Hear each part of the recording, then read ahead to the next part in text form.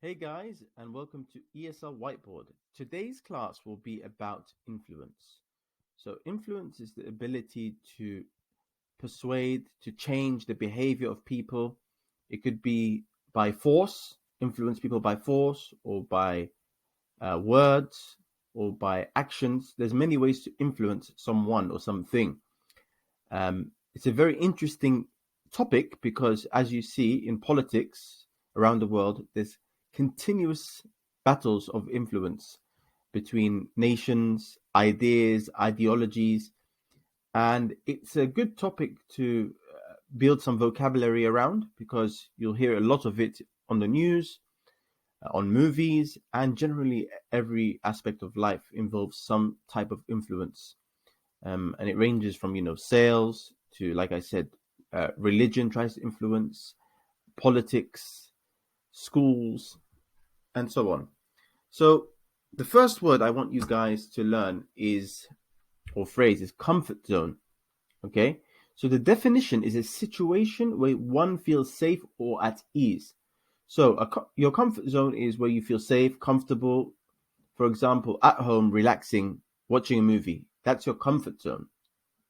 An example sentence using the phrase comfort zone is I need to get out of my comfort zone, which means I need to do something a little different.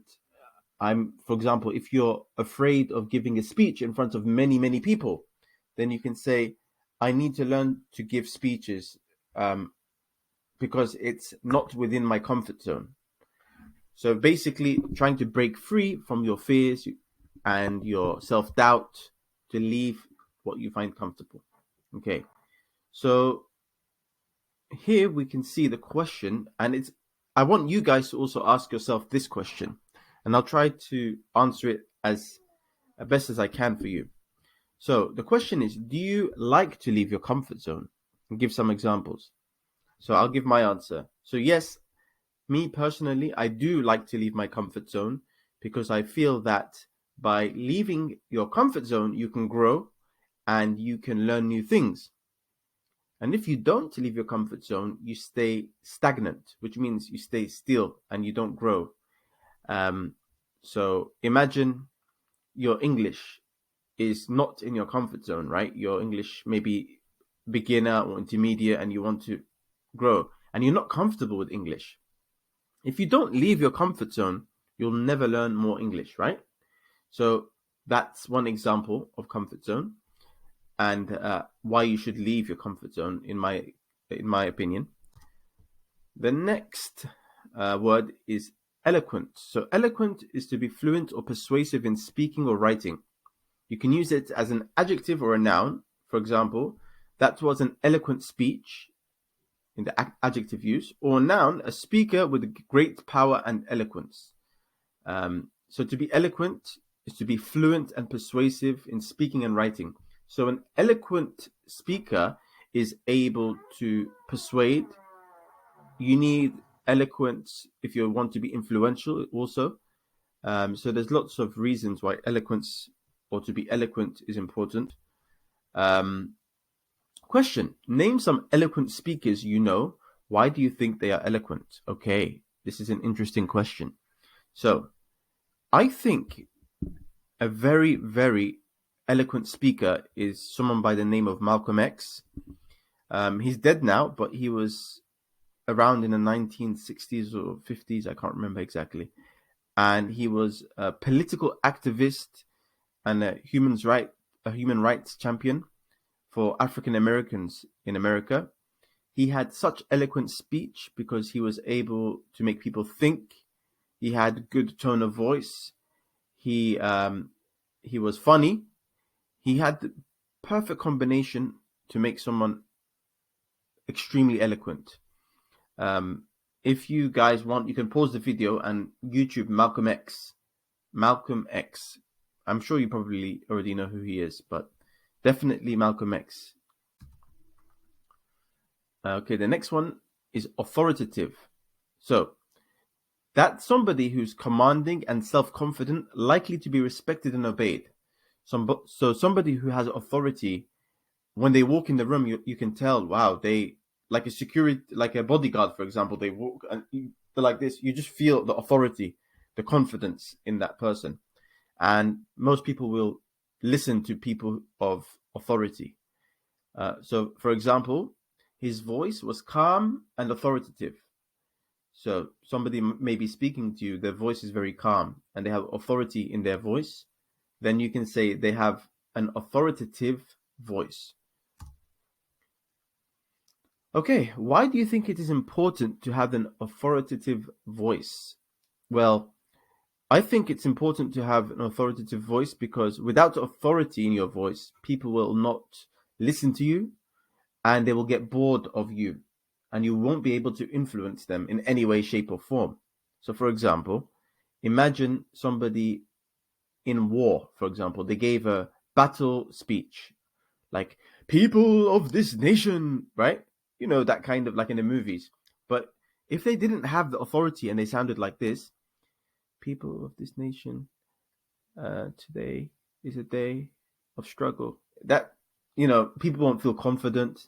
They'll feel scared, like you, because you sound scared, and there's no authority in that voice. So it's important to create confidence in the listeners and to be influential to influence them. Sorry. Okay. Next, influential. I think we briefly touched on this. So a person whose actions and opinions strongly influence the course of events. So many times YouTubers are called influencers because they strongly influence people's thoughts, opinions, and events. Because, like, say the YouTube boxing events, they influence people to buy tickets, to spend money, to do this, to do that. So an example is Muhammad Ali was very influential, and he was because he was not just a boxer, but he was also a political activist. He refused to go to Vietnam. He had an eloquence in his speech, and he influenced many, many people. Till this day, he's dead now. God rest his soul. Have mercy on him. But till this day, people listen to him and respect him and admire him. So he was very influential. So what do you think makes someone influential? I think what makes someone influential is a combination of eloquence, authority, understanding, and you need to be a role model. You need to show people that you are able to do the job. If it's like, for example, leading a country. Oops. I went back. Okay. Like, you need to show you're able to do the job properly, and you need confidence. There's many things that are needed in an influential person. Okay. So who do you think was the most influential person in history? This is where I would get my students to debate their answers. So, for example, somebody may say, I think Obama is the most influential person in history.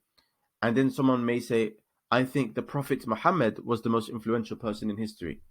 Then they'll debate their answers and they'll give reasons as to why they think that. And they have to bring their evidences. So, for example, here we'll see debating your ideas. To present the most important point, you can say, for example, most importantly, I want to mention that blah, blah, blah, blah, or the primary argument for why this person was the most influential is because, like that.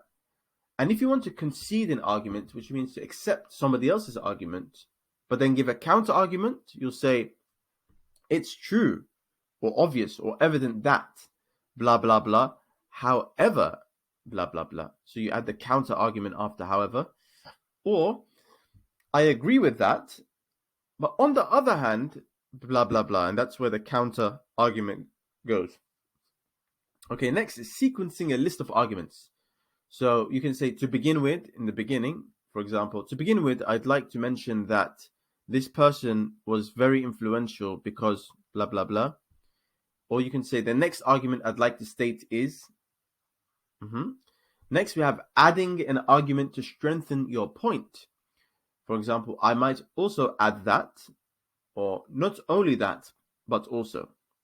So let's give an example. For example, let's take Obama and Prophet Muhammad. Someone might say Obama is the most influential person in history because everyone liked him and he was able to change the politics of the world while he was president. And somebody else might say, that's true, but the Prophet Muhammad was able to influence people in his lifetime as well as after his death. And there are books written about the most influential people in the world, and they rank him as number one. So you see, they're building evidence and reasons. Obviously, usually, at the end of a debate, there's one winner and one loser. So somebody who has the strongest points, the most convincing, the person who is most eloquent, the most influential, the most authoritative, they usually win the debate. It's possible to debate something with authority, influence, and confidence and be completely wrong. But because you showed your influence, people will think you're right. Just look at politics, How many times have politicians said things that make no sense? But they just sound confident when they say it, or they sound influential or authoritative or eloquent. But yeah, you know what I mean. Okay, so that was it for today, guys. I tried to give you a brief summary. This class I usually do is actually 45 minutes long. I do it in group classes. So if you would like to join my group classes where we can do this live, not just this lesson, but many other interesting lessons where we can discuss a bit more, you can ask questions and I can clarify, then please do click the link in the description to find out more and book a trial class with me. So the trial class will be one-to-one. It will be me and you only. And then if you like my trial class and you enjoy the platform I have my own online platform on ESL Whiteboard, then we can then get you registered and taking daily classes with me or other teachers. And I shall see you on the next video, guys. Take care. Bye-bye. Good morning, good afternoon, or good evening, wherever you may be. And speak soon. Bye-bye, guys. Bye.